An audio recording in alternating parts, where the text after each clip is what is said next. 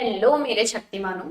तो आज हम इस वीडियो में डिस्कस करने वाले हैं कि आखिर ऐसे तीन कौन से कारण हैं जिनके बेसिस पर एग्जामिनर आपको फेल कर सकता है। वो तीन कारण आज हम इस वीडियो में जानेंगे, तो उसके लिए वीडियो को एंड तक देखिएगा। एंड उससे भी पहले हम ये जान लेते हैं कि आखिर एग्जामिनर के मूड के ऊपर आपकी कॉपी चेकिंग या आपके मार्क्स डिपेंड करते हैं, आपका रिजल्ट डिपेंड करता है या नहीं। भाई देखिए, मैं आपसे ये कहूंगी, जितना मैंने इस बारे में स्टडी किया या जितना मैंने अलग अलग जगह से जाना, तो मैंने ये ही जाना कि एग्जामिनर के मूड के ऊपर, एग्जामिनर की सिचुएशंस के ऊपर, दूसरे एग्जामिनर्स का जो आपके एग्जामिनर के साथ में बिहेवियर है उसका भी आपकी शीट्स के ऊपर बहुत ज्यादा गहरा प्रभाव पड़ता है। तो आज हम ये जानेंगे कि आखिर आपकी शीट्स जो हैं उनका आपके मार्क्स का एग्जामिनर के मूड से क्या संबंध है। तो सबसे पहले मैं आपको एक स्टोरी सुनाऊंगी, जो स्टोरी मैंने गूगल पे ही सर्च करते हुए पढ़ी। तो मैं एक निष्कर्ष पे पहुंची कि मूड सच में इफेक्ट करता है। कैसे? देखिए, एक खुद एग्जामिनर ने अपना एक एक्सपीरियंस लिखा हुआ था कि उनके एक दोस्त थे, मतलब वो खुद एक एग्जामिनर है, तो एक एग्जामिनर ने अपना एक एक्सपीरियंस जो है वो लिखा हुआ था, जो मैंने पढ़ा। तो उनके खुद के एक मित्र थे जो बिल्कुल नए नए एग्जामिनर बने थे, पहली बार ही वो एग्जामिनेशन के सेंटर में कॉपीज चेक करने आए थे। तो जब वो कॉपीज चेक करने आए तो सबसे पहले तो भाई सबको ग्रुप्स में बांट दिया जाता है। एग्जामिनेशन सेंटर में 10 से 15 एग्जामिनर्स को एक हेड इंचार्ज के अंडर में दे दिया जाता है। वो हेड इंचार्ज मंत्रालय से लाई हुई कॉपीज को बंडल में से निकाल के हर एक एग्जामिनर के सामने रख देता है एंड वो एग्जामिनर्स उन कॉपी को चेक करते हैं। उसके बाद उस कॉपी के पूरे बंडल को एज इट इज दोबारा से पैक करके चेक होने के बाद दोबारा रख दिया जाता है पैक करके। तो ये पूरा का पूरा प्रोसीजर एग्जाम सेंटर में चलता है।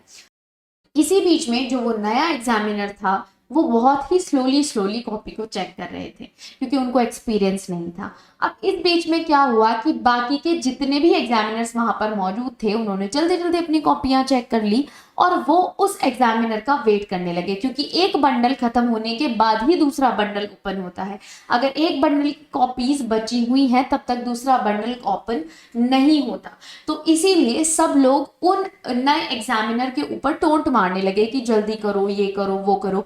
उस चीज के प्रेशर में आकर के, गुस्से में आकर के वो जो एग्जामिनर थे उन्होंने जल्दी जल्दी में वो कॉपीज चेक कर दी और जल्दी जल्दी में कॉपीज 40 से 50 कॉपी जो उन्होंने चेक करी उसमें उन्होंने बिना देखे बिना सोचे समझे नंबर रख दिए। तो कहीं ना कहीं एग्जामिनर के मूड के ऊपर भी ये सारी चीजें डिपेंड करती हैं, साथ में बहुत सारी सिचुएशंस के ऊपर भी आपकी जो मार्क्स हैं वो डिपेंड करते हैं। लेकिन ऐसा हर बार नहीं होता है। यूजुअली एग्जामिनर्स आपकी कॉपीज को देखकर ही चेक करते हैं। तो अब हम बात कर लेते हैं कि आखिर वो तीन कौन सी ऐसी मिस्टेक्स हैं जिनको करने की वजह से सबसे ज्यादा स्टूडेंट्स फेल होते हैं। इस बार भी 2023 के एग्जामिनेशन में भी बहुत सारे बच्चे इसी वजह से फेल हो रहे हैं एंड पिछले कुछ सालों से भी जो एग्जामिनेशंस होते हैं उनमें बहुत सारे बच्चे इन तीन वजहों से ही फेल होते हैं। पहला रीजन तो आपको सभी को पता है, वो ये ही है कि कॉपी को खाली छोड़ आना, उसमें कुछ भी ना लिख के आना, या फिर आपने उतने मार्क्स का क्वेश्चन अटेम्प्ट ही नहीं करा कि टीचर को जगह ही नहीं मिल रही कि आखिर आपको नंबर कहाँ दे।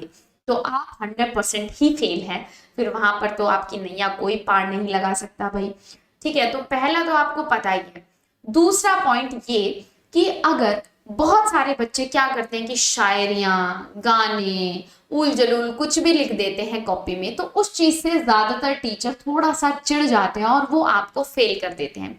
बहुत सारे टीचर्स ऐसे भी होते हैं, एग्जामिनर्स ऐसे भी होते हैं जो कोशिश करते हैं फिर भी कि आप लोग पास हो जाओ, लेकिन ऐसा काम अगर आपने किया है, सारे क्वेश्चंस में किया है, तो आप 100% फेल होने वाले हैं।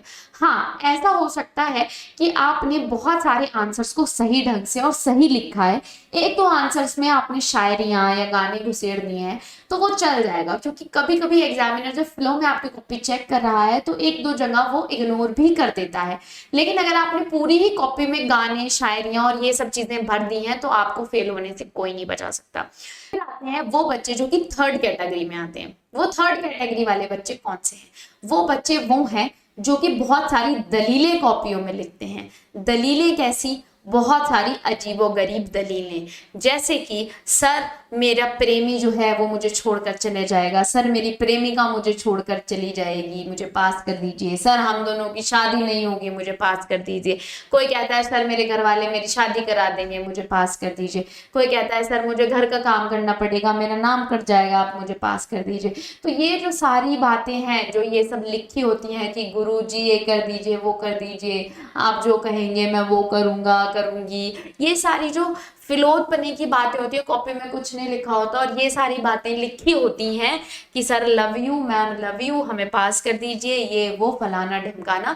इन सब चीज़ों को देख करके ज़्यादातर टीचर्स चिढ़ करके बहुत सारे बच्चों को फेल भी कर देते हैं। ऐसा नहीं है कि फेल नहीं हो रहे हो फिर भी कर देंगे, लेकिन वो उनको ग्रेस मार्क्स देना पसंद नहीं करते। तो इसीलिए अगर आप चाहते हैं कि आपने नॉर्मल सा पेपर किया है तो कभी भी ऐसे मिस्टेक ना करें। आपके कोई भाई बंधु हैं तो उनको भी ये मिस्टेक समझा दें कि ऐसे नहीं करना चाहिए। और इसी तरह की बहुत सारी मिस्टेक्स इस बार के पेपर में भी देखने को मिल रही है, जो कि आपकी कॉपी चेकिंग के प्रोसीजर में चल रहा है। तो मैंने आपको अपडेट कर दिया, जल्दी ही आऊंगी एक नए वीडियो के साथ और आपको बहुत कुछ नई नई बातें बताऊंगी किस तरीके से हो रही है आपकी बोर्ड की कॉपी चेक्स और कब आएगा आपका रिजल्ट। और मैं आपके साथ बनी रहूंगी जब तक आपका रिजल्ट नहीं आ जाता और आपको बताती रहूंगी कि आखिर क्या क्या चल रहा है आपकी कॉपी चेकिंग के प्रोसीजर में। तो उसके लिए वीडियो को लाइक शेयर एंड सब्सक्राइब जरूर कर दीजिएगा एंड अपने दोस्तों के साथ भी शेयर जरूर कर दीजिएगा। कमेंट करके जरूर बताइएगा कि आपको इन्फॉर्मेशन कैसी लगी। Tata bye bye, see you.